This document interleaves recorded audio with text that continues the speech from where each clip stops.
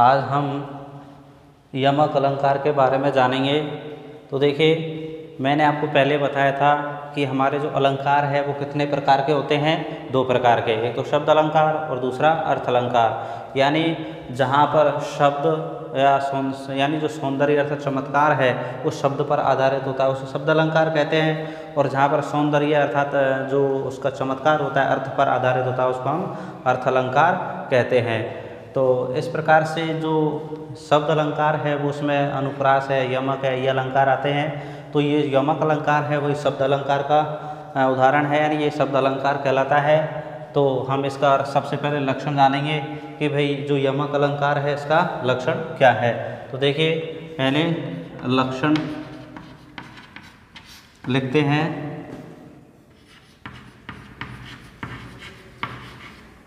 सत्यर्थे पृथगर्ताया स्वर व्यंजनम संगते क्रमेण तेनैव वा वृत्तिर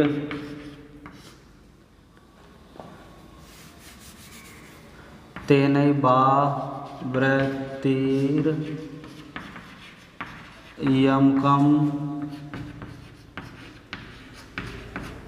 विनिगद्यते। यानी ये अपना यमक अलंकार का लक्ष्य है। अब इसको हम एक बार लिख लेते हैं। तो देखिए, इसका शब्दार्थ क्या होता है, इसका लक्षण यानी अर्थ के होने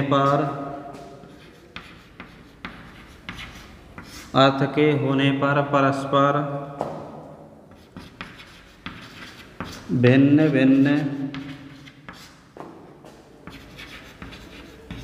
अर्थ वाले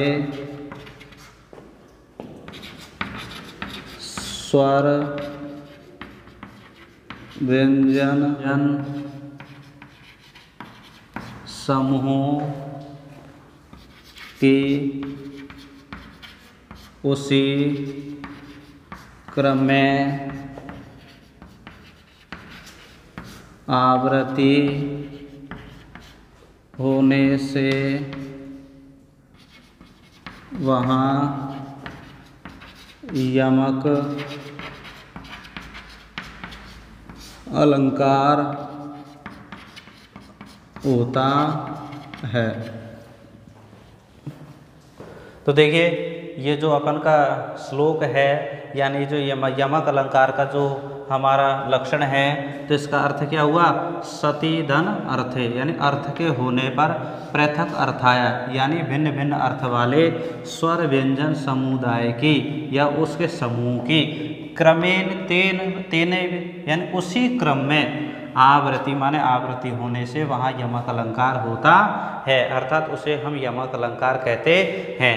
या सीधी और सरल लक्षण के अंतर्गत, इसकी जो परिभाषा के अंतर्गत हम यह समझ सकते हैं कि जब एक शब्द यानी वो स्वर या व्यंजनों का समूह तो होता ही है, भाई एक शब्द होता है उसमें स्वर भी होता है व्यंजन भी होता है, तो एक शब्द की एक से अधिक बार आवृत्ति होने पर, यानी उसकी जब 2 बार या 3 बार आवृत्ति होती है और हर बार उसके जो अर्थ है अलग होता है, तो उसी हम क्या कहते हैं, यमक अलंकार कहते हैं। परंतु अब हमें यह भी ध्यान देना चाहिए कि भाई यमक अलंकार के अंतर्गत जब एक शब्द की एक से अधिक बार आवृत्ति होती है, यानी उसकी दोनों बार आवृत्ति होती है, तो उसके जो दोनों पद है वो सार्थक होने चाहिए।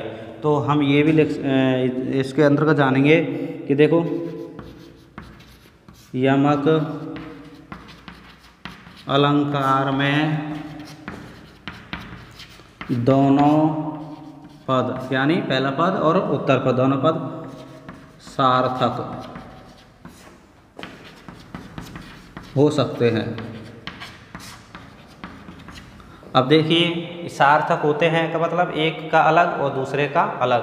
अब हम ये लाइन क्यों लिखी हो सकते हैं, क्योंकि यमक अलंकार के अंतर्गत जो एक से अधिक पद आते हैं अर्थात वो समान आते हैं और उसका दोनों का अर्थ अलग अलग हो जाए तो उसमें हम ये कह सकते हैं भाई दोनों पद होते हैं वो सार्थक हो सकते हैं, यानी दोनों का अर्थ अलग अलग तो है लेकिन दोनों पद सार्थक भी हो सकते हैं। और दूसरा ये है कि पहला पद सार्थक और दूसरा पद निरर्थक हो सकता है। यानी इसमें यह भी है कि जो पहला पद सार्थक है और दूसरा पद निरर्थक हो सकता है। तीसरा ये भी है पहला पद निरर्थक और दूसरा पद सार्थक भी हो सकता है।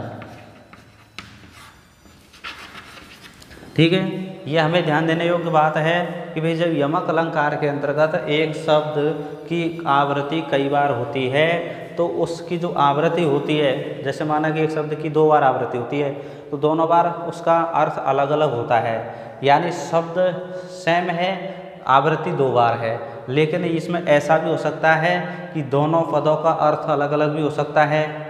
ये भी हो सकता है कि जो पहला पद है वो सार्थक है, दूसरा पद निरर्थक भी हो सकता है।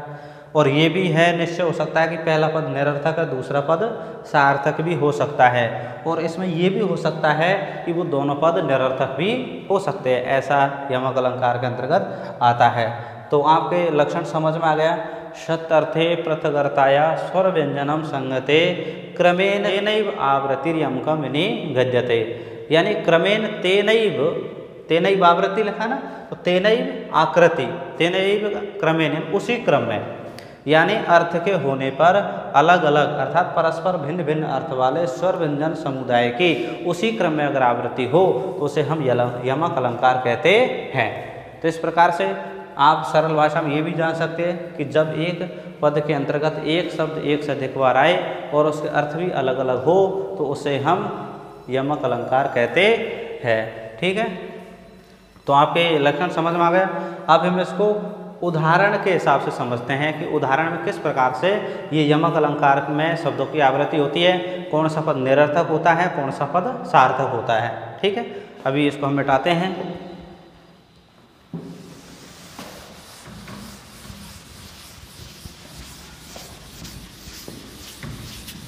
उदाहरण देखते हैं। उदाहरण तो देखिए, नवपलाश पलाश वनम पुरः,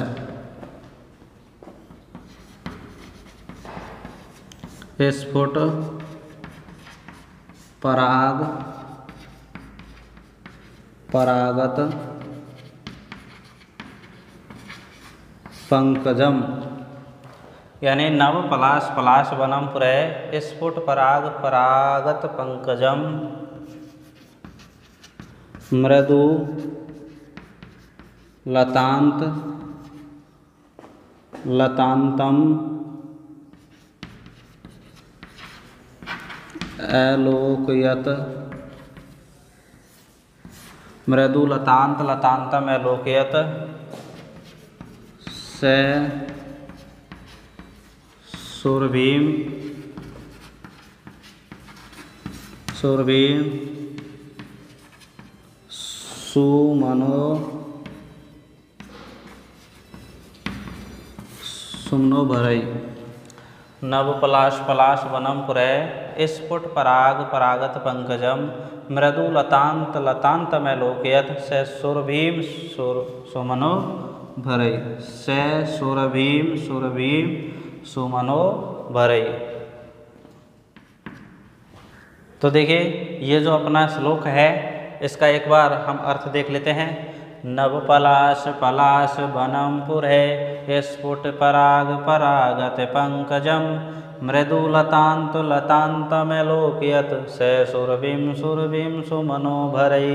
तो किस प्रकार से ये एक बहुत ही अच्छा उदाहरण है और इस श्लोक के अंतर्गत पद्य के अंतर्गत वसंत ऋतु का वर्णन है कि श्री कृष्ण ने यहाँ पर क्या देखा कि नव पलाश, यानी इसके अंतर्गत पलाश पलाश 2 बार आया है, यानी शब्द समान है परंतु इसके अर्थ अलग अलग है। कि एक जो पलाश है नव पलाश, पलाश का अर्थ है, तो पलाश का अर्थ यहाँ पत्तों से लेंगे, ठीक है, पलाश का मतलब पत्ता और एक पलाश का अर्थ ढाक, ठीक है। तो नवीन पत्तों से युक्त पलाश वन वाले और स्फुट पराग पराग पंकजम। अब इसमें ये पराग और ये पराग इन दोनों का अर्थ है, एक का अर्थ पुष्प पुष्पराग यानी पुष्पों का रज, ठीक है, और दूसरा है ये जो परागत है ये निरर्थक है, इसका कोई अर्थ नहीं है। तो मैंने पहले आपको बताया था कि इसके अंतर्गत पहला पद सार्थक हो सकता है, दूसरा पद निरर्थक भी, पहला पद निरर्थक दूसरा पद सार्थक भी हो सकता है, ठीक है। तो एक बार इसका अर्थ जान लेते हैं कि श्री कृष्ण ने नवीन पत्तों से युक्त पलाश वन वाले एवं पुष्प जो स्फुट का मतलब विकसित अर्थात व्यक्त पुष्प रजों से युक्त कमल वन वाले और मृदु कोमल लतांतमेलोकत अर्थात कोमल लताओं से युक्त लताओं का समूह से सुरभिम और सुगंधित सुरभि का मतलब सुगंधित और एक सुरभि का मतलब होता है वसंत ऋतु को सुमनों भरे माने पुष्पों से भरी हुई, यानी पुष्पों से भरी हुई सुगंधित वसंत ऋतु को देखा। यानी इस प्रकार से इसका अर्थ है, यानी क्या अर्थ है, श्री कृष्ण ने नवीन पत्तों से युक्त पलाश वन वाले, यानी वो पलाश का जो वन है उसमें नवीन पत्ते खिले हुए हैं। तो एक पलाश का अर्थ तो क्या हुआ पत्ता, दूसरे पलाश का अर्थ क्या हुआ ढाक, ठीक है। उसमें पराग का मतलब पुष्पराग अर्थात पुष्परज और दूसरा परागत निरर्थक। अब इसमें जो पहला पद है ये निरर्थक है और दूसरा लतांत का मतलब लताओं का अंत, लतांत का मतलब लताओं का अंत अर्थात अंतिम छोर, है ना। तो कोमल लताओं से युक्त अंतिम छोर वाले और पुष्पों से भरे हुए सुगंधित वसंत ऋतु को देखा, ठीक है। अब हम इसमें देखते हैं कि भाई इसमें जो यमक अलंकार कैसे है। तो मैंने आपको यमक अलंकार में अर्थ के होने पर भिन्न भिन्न अर्थ वाले यानी परस्पर भिन्न भिन्न अर्थ वाले स्वर व्यंजनों के उसी समूह में आवृत्ति होने पर, जैसे स्वर और व्यंजन पलाश के अंतर्गत कहने का मतलब ये शब्द के अंतर्गत स्वर भी होते हैं व्यंजन भी होते हैं, यानी एक शब्द एक से अधिक बार आया है आने पर उसके अर्थ भी अलग अलग होने चाहिए। इसमें पहला पद सार्थक और दूसरा पद निरर्थक भी हो सकता है और पहला पद निरर्थक और दूसरा पद सार्थक भी हो सकता है, ठीक है।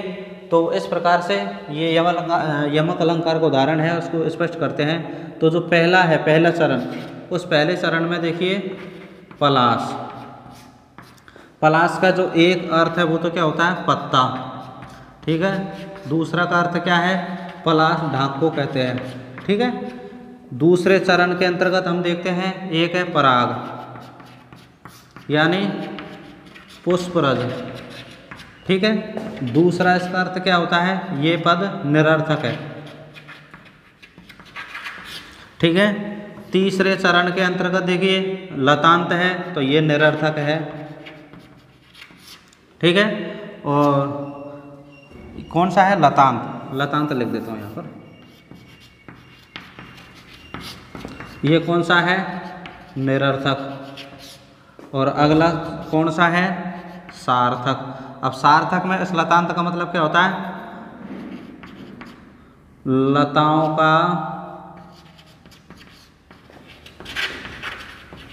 अंतिम भाग यानी छोर जिसे कह सकते हैं।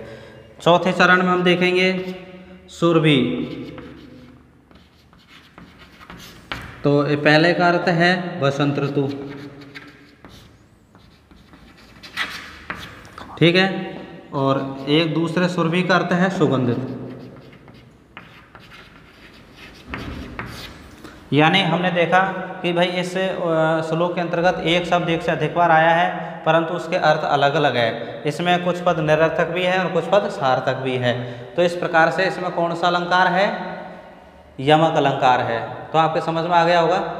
नभ पलाश पलाश वनम पुरः स्फुट पराग परागत पंकजम मृदु लतांत लतांतमैलोक्यत स सुरभीम सुरभीम सुमनो भरई।